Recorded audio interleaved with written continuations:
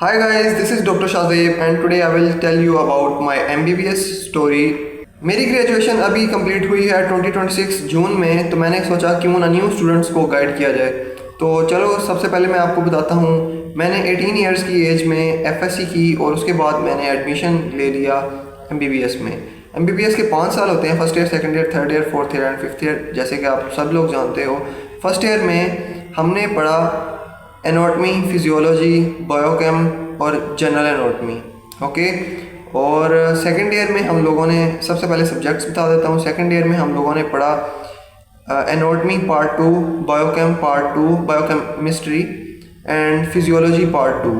फिर हमारी स्टार्ट होगी थर्ड ईयर, और थर्ड ईयर में हम लोगों ने 4 सब्जेक्ट्स पढ़े। फार्माकोलॉजी, पैथोलॉजी पार्ट 1, उसके बाद फोरेंसिक मेडिसिन जिसमें CID के वो जो डॉक्टर सालू के थे, वो सब कुछ जो स्टडी होती है उसको बोलते हैं फोरेंसिक साइकोलॉजी पढ़ी उसकी। और इसी तरह फोर्थ ईयर में भी 4 सब्जेक्ट्स होते हैं जिसमें पैथोलॉजी पार्ट 2, ENT मतलब नाक कान गला और आई, और उसके अलावा कम्युनिटी मेडिसिन होती है जिसके साथ साथ हमने रिसर्च भी की थी। और मेरी जो रिसर्च थी, हमारा 4 दोस्तों का ग्रुप था और हमने 4 दोस्तों ने फोर्थ ईयर में रिसर्च की थी और उसे हमने पबमेड इंडेक्स जो कि USA की एक वेबसाइट है, वहाँ पे हमने पब्लिश भी करवाई और अच्छी रैंकिंग के साथ उसको अच्छे मार्क्स भी मिले। तो हमारी AI आर्टिफिशियल इंटेलिजेंस के ऊपर हमारी रिसर्च थी। फिर फाइनल ईयर की बात आ जाती है, तो फाइनल ईयर में हमारे दोबारा सर्जरी, जो हमारे सब्जेक्ट्स थे वो थे surgery part 1, part 2, surgery S1, S2, फिर इसी तरह मेडिसिन M1, M2। उसके बाद आ जाता है गायनाकोलॉजी, ऑब्स्टेट्रिक्स और पीडियाट्रिक्स मतलब बच्चों की स्टडी। तो इस तरह हमारा फाइनल ईयर भी कंप्लीट हो गया। ये तो थी बुक्स। और अगर मैं आपको सही मशवरा दूं, अगर आप लोगों ने मेडिकल कॉलेज में एडमिशन लेना है, तो सबसे पहले जो मैंने फेस किया वो थी लोकेशन कॉलेज की। मेरे कॉलेज की लोकेशन थी अब्बा मेडिकल कॉलेज, जो कि खुड़ियांवाला में है। खुड़ियांवाला फैसलाबाद की लोकेशन थी। सारा इंडस्ट्रियल एरिया, वहाँ के ना तो लोग अच्छे हैं, तो रहने का बिल्कुल मज़ा नहीं आता। सीधी बात है, आप लोगों को सबसे पहले सोचना चाहिए, अगर आप कहीं पे भी एडमिशन ले रहे हो, मेडिकल में हो या नॉन मेडिकल में हो, अपनी यूनिवर्सिटी की लोकेशन बहुत अच्छी जगह पे होनी चाहिए। आपने 5 साल वहाँ गुजारने हैं, वहाँ की ज़िंदगी को आपने अपनाना है, वही आपका लुक ओवर हो जाता है जहाँ पे आप रह रहे हो। तो ये बहुत इंपॉर्टेंट है आपकी यूनिवर्सिटी की लोकेशन। फिर मैं आपको बताता हूँ कि हमारा सिस्टम था एनुअल सिस्टम, ठीक है। एनुअल सिस्टम थोड़ा सा इजी होता है, लेकिन ये है कि एंड पे जाके सिलेबस का बर्डन बहुत ज़्यादा हो जाता है। और सीरियसली मैं आपको बताऊँ, FSC का सिलेबस कुछ भी नहीं है, MBBS के सिलेबस में बहुत ज़्यादा होता है। और फाइनल जाके आपको एनुअल सिस्टम में, सेमेस्टर सिस्टम तो बहुत इजी होता है, एनुअल सिस्टम में आपको जाके बर्डन बहुत फील करना पड़ता है। बहुत ज़्यादा सिलेबस होता है, बहुत ज़्यादा बुक्स होती हैं जो आपने कवर करनी होती हैं। फिर एग्ज़ाम्स की बात आती है, तो एग्ज़ाम्स को हम बोलते हैं प्रोफेशनल एग्ज़ाम्स, और शॉर्ट फॉर्म में हम बोलते हैं प्रोफ। वो हमारे आउट ऑफ कॉलेज होते हैं। जिस तरह मेरा अलाइड हॉस्पिटल में होते थे, अलाइड हॉस्पिटल के एफिलिएटेड जो university FMU, Faisalabad medical university, वहाँ पे होते थे। फिर इंडिपेंडेंट मेडिकल कॉलेज में, या अजीज़ फातिमा मेडिकल कॉलेज में, या पंजाब यूनिवर्सिटी में भी एक दफ़ा हुए थे। तो इस तरह रैंडमली जहाँ पे भी सेंटर बनता है वहाँ पे हमें जाना पड़ता है। ये तो थे रिटन एग्ज़ाम्स, बहुत टफ होते हैं। MCQs बहुत ट्रिकी MCQs होते हैं। FSC की तरह तो बिल्कुल नहीं होते कि सिंपल स्टेटमेंट दिया है, आपने उसको 4 ऑप्शंस में से क्लिक करना है, ऐसा बिल्कुल नहीं है। हमारे MCQs होते हैं कम से कम 5 लाइन। पेपर की जो लाइंस होती हैं ना, ब्रीक, ठीक है, स्मॉल लेटर्स और फॉन्ट जो होता है उनका बहुत छोटा होता है। 5 लाइनें फुल भरी होती हैं, इसको बोलते हैं स्नेरियो। एक पेशेंट होता है, उसके बारे में सारा स्नेरियो दिया गया है, और उसमें से आपने 5 सेकंड मतलब 5 लाइनों में से आपने स्नेरियो में से जज करना है कि उसको क्या डिजीज़ है और उसको क्या प्रॉब्लम है, उसका क्या सलूशन है। इस तरह के MCQs होते हैं, बहुत ट्रिकी MCQs होते हैं। फिर आ जाता है SEQs, मतलब शॉर्ट ऐसे क्वेश्चंस। लॉन्ग क्वेश्चन बिल्कुल नहीं होते यहाँ पे, ठीक है।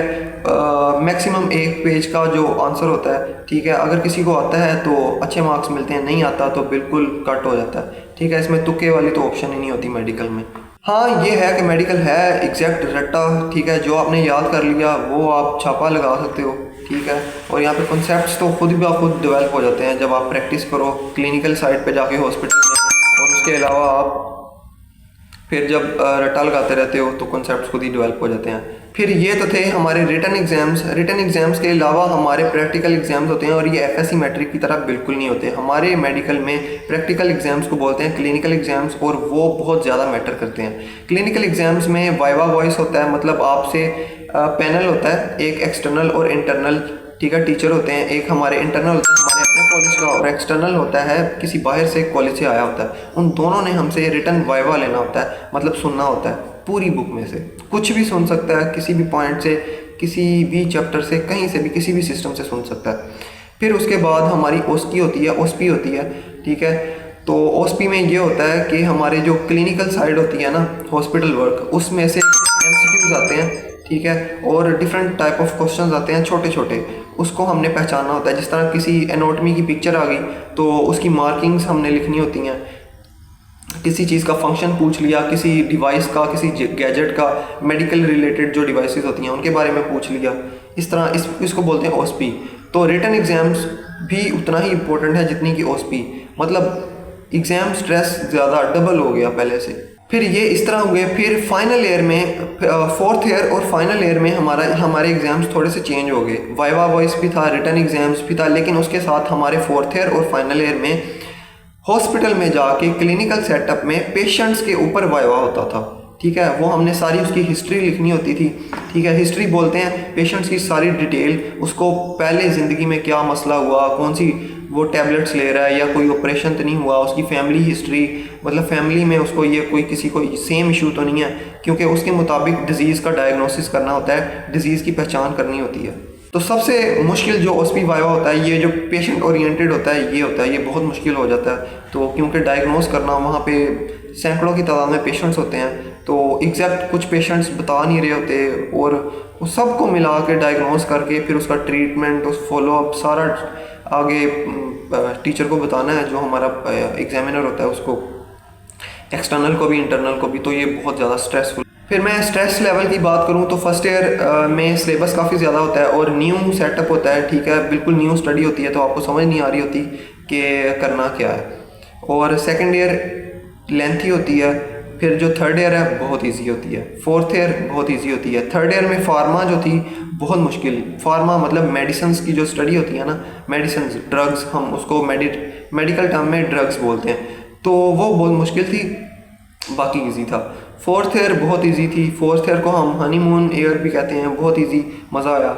फाइनल ईयर को हम सोच रहे थे आखिरी साल है, ठीक है, इजी होगा, हम चिल सीन, हम मेमोरीज़ बना के जाते हैं। मेमोरीज़ तो बहुत ज़्यादा बनाई, लेकिन बहुत ही टफ था, सिलेबस बहुत ज़्यादा था, सबसे ज़्यादा सिलेबस फाइनल ईयर में था, बहुत लेंथी था और बहुत ट्रिकी था, ठीक है, क्योंकि सब medicine, surgery, gynae, of speeds, सब क्लिनिकल सब्जेक्ट्स थे। फिर मैं आपको हॉस्टल सर्विसेज की बता देता हूँ। हॉस्टल सर्विस आप किसी भी एरिया में चले जाओ, आपको अच्छी नहीं मिलती, ठीक है। फर्स्ट ईयर में आपको अपने ही कॉलेज के हॉस्टल में रहना पड़ता है, और मोस्टली जो स्टूडेंट्स होते हैं वो सेकेंड ईयर से लेके फाइनल ईयर फिफ्थ ईयर तक सामने, कॉलेज के सामने आसपास कहीं पे घर किराए पे ले लेते हैं। वो उन्हें मतलब चीप भी पड़ता है, सस्ता भी पड़ता है और अच्छा भी होता है, ठीक है, और साफ़ सुथरा भी होता है। फिर कैफेटेरिया, लाइब्रेरी और इस तरह के, ये आपको उस जो आपका कॉलेज है जिसमें आप एडमिशन लेना चाह रहे हो, उसकी यूट्यूब पे वीडियोस बहुत ज़्यादा अवेलेबल होंगी, उस पर ज़रूर सर्च करो उनका कैफेटेरिया कैसा है,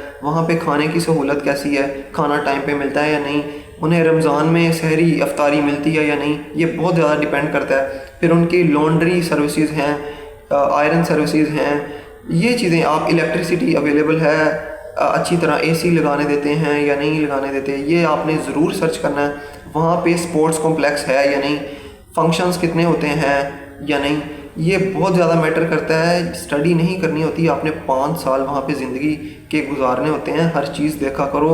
एडमिशन लेने से पहले आप उसके बारे में ईच एंड एवरीथिंग आपको पता होना चाहिए, फिर डिसाइड करो आपने किस यूनिवर्सिटी में एडमिशन लेना है। फिर जो न्यू स्टूडेंट्स हैं उनको मैं बताता हूँ, फर्स्ट ईयर में जब एडमिशन लेते हो ना, तो एफएससी की तरह नहीं होता कि आपके पास 7 सब्जेक्ट्स हैं, ठीक है, 7 बुक्स हैं, आपने उसको रट्टा मारना है, जितना ज़्यादा रट्टा मारोगे उतने ज़्यादा नंबर, ऐसा बिल्कुल कुछ नहीं है।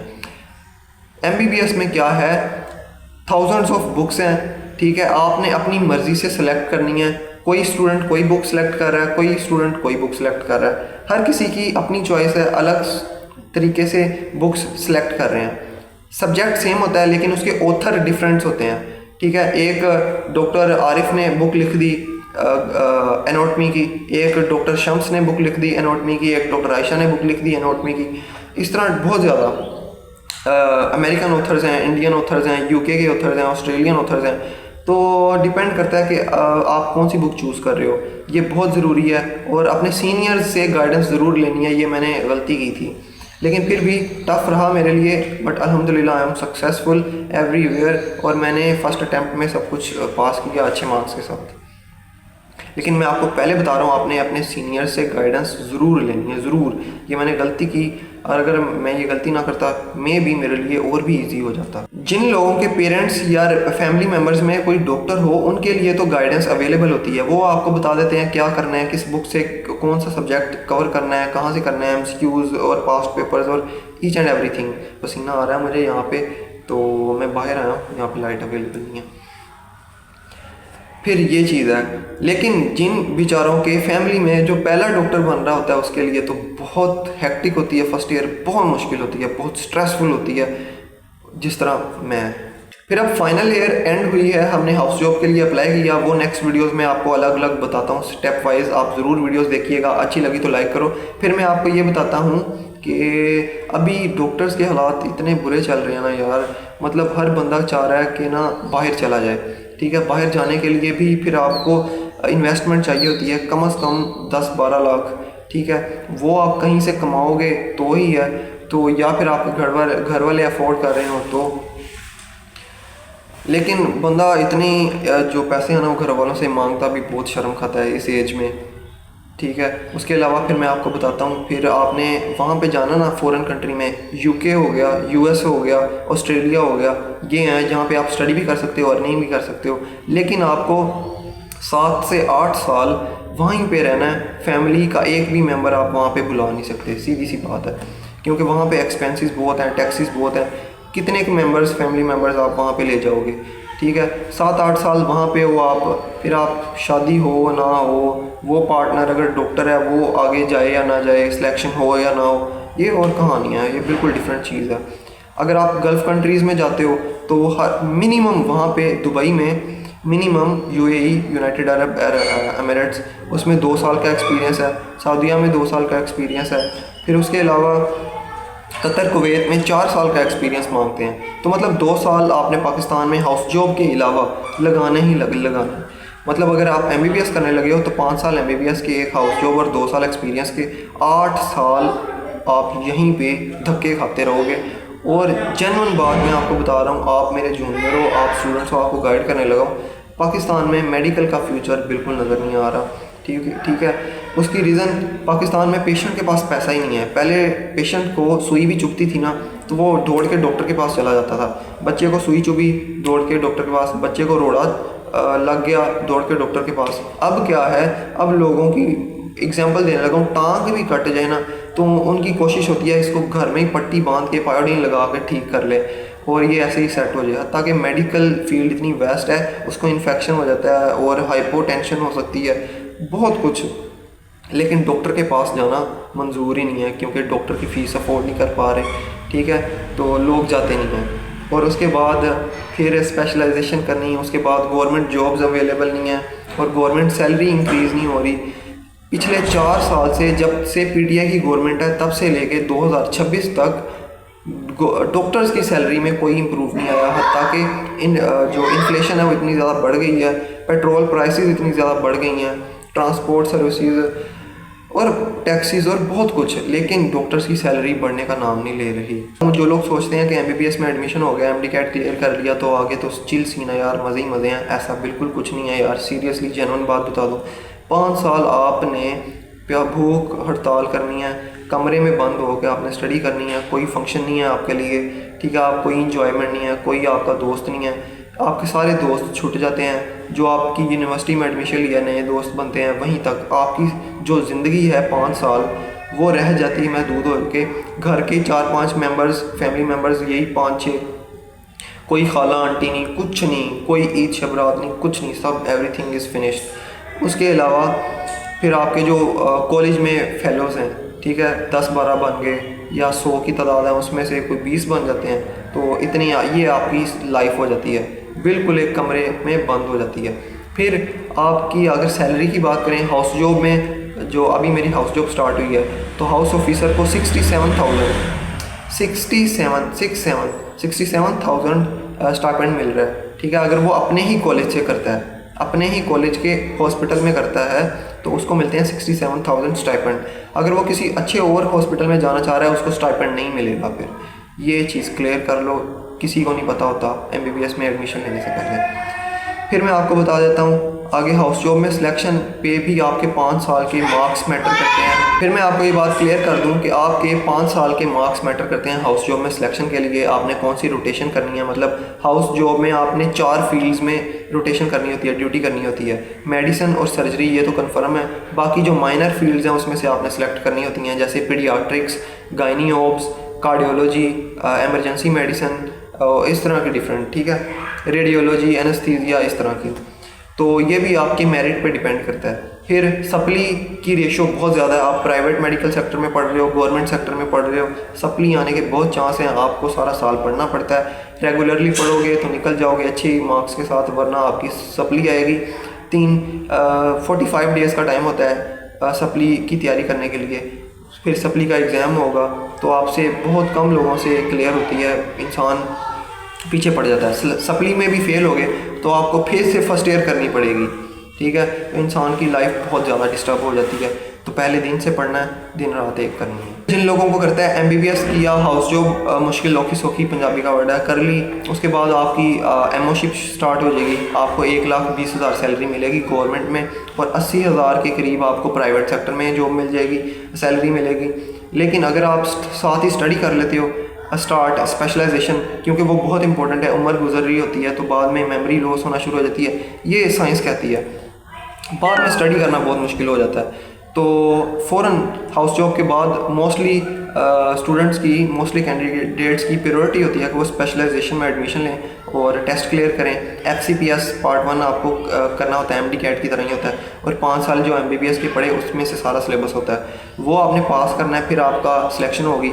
फिर उसके बाद आपने 2 साल कहीं पे लगाने हैं, जो स्पेशलाइजेशन का जिस भी आपने हॉस्पिटल से कर रहे हो और जिस भी पार्ट में कर रहे हो, तो उस ड्यूरेशन में आपको स्टाइपेंड मिलता है। ठीक है, स्टाइपेंड कितना होगा, मेरा ख्याल 45,000 होता है, जो कि हाउस ऑफिसर से भी कम है। ठीक है, तो आपके कह लो कि आपके 5 साल MBBS के, उसके बाद हाउस जॉब कोई सैलरी नहीं, मतलब 67,000 बहुत कम है। फिर आपके कम से कम 4 साल, और अगर आपकी कोई लेंथी स्पेशलिटी है लॉन्ग ड्यूरेशन वाली, तो आपके 6 साल 8 साल भी लग सकते हैं। तो उस ड्यूरेशन में आपको स्टाइपेंड बहुत कम मिलता है। अगर आप क्लिनिक करना चाह रहे हो तो क्लिनिक पाकिस्तान में पेशेंट्स के पास पैसे ही नहीं है। नई साइड पे क्लिनिक स्टार्ट करोगे 2 साल आपको वैसे ही लग जाएंगे क्लिनिक में पेशेंट्स रेशो इंक्रीज़ करने के लिए। मेरा ख्याल अंधेरा हो गया, तो जल्दी कवर करते हैं वीडियो को। फिर जहाँ तक रिस्पेक्ट की बात है, तो जो लोग मेडिकल फील्ड में नहीं होते वो तो आपकी रिस्पेक्ट करते हैं, लेकिन जिनका लेवल फाइनेंशियली आपसे ऊपर होता है, या फिर किसी और फील्ड में भी स्टडी कर रहे हैं लेकिन उनका स्टैंडर्ड आपसे हाई है, जिस तरह CA है, या बैंक ऑफिसर्स हैं, या CSS ऑफिसर्स हैं, इस तरह के, तो आपको बिल्कुल रिस्पेक्ट नहीं मिलती। सीधी सी बात है, छोटे से मसले में भी आप फंस सकते हो, आप पे कोई भी केस हो सकता है, आप में कोई पावर नहीं है, पैसा भी आता है लेकिन 20 साल गुजारने के बाद। तो ये है एक छोटी सी MBBS स्टोरी और डॉक्टर की स्टोरी जहाँ से हम गुजर रहे हैं। तो आज हाउस जॉब में भी अप्लाई किया तो सब परेशान थे आगे क्या करना है, तो मैंने कहा क्यों ना वीडियो बनाई जाए और लोगों को गाइड किया जाए कि क्या हालात हैं। आगे भी मज़ीद वीडियोस बनाऊंगा कि हाउस जॉब में कैसे अप्लाई किया, स्टाइपेंड कितना, ड्यूटी कितनी होती है, ये चीज़ें। तो जल्दी से मेरी वीडियो को लाइक करो और फॉलो कर लो, और आगे मैं व्लॉग्स भी बनाऊंगा कि हम किस तरह काम करते हैं, और पेशेंट्स रिलेटेड भी व्लॉग बनाऊंगा कि कौन सी डिजीज़ है और उसके बारे में उसका क्या ट्रीटमेंट होता है। ठीक है, उसका किस तरह हिस्ट्री होती है, कौन सी इन्वेस्टिगेशन, कौन सी लैब रिपोर्ट्स करानी है, कितनी देर मेडिसिन लेनी है, कौन सा ऑपरेशन किस टाइम पे कराना है, और किस डिजीज़ को किस टाइम पे ट्रीट करना चाहिए, हर चीज़ बताऊंगा। और आप लोगों ने फुल सपोर्ट करनी है यार, सीधी सी बात है, यूट्यूबर आज की दुनिया में अमीर है, तो हम कोशिश कर रहे हैं कि यूट्यूब पे व्लॉग्स बनाएं और पार्ट टाइम इससे भी अर्निंग करें। तो आप सब भाइयों की सपोर्ट चाहिए, फुल सपोर्ट चाहिए। मिलते हैं अगले व्लॉग में, अल्लाह हाफिज़।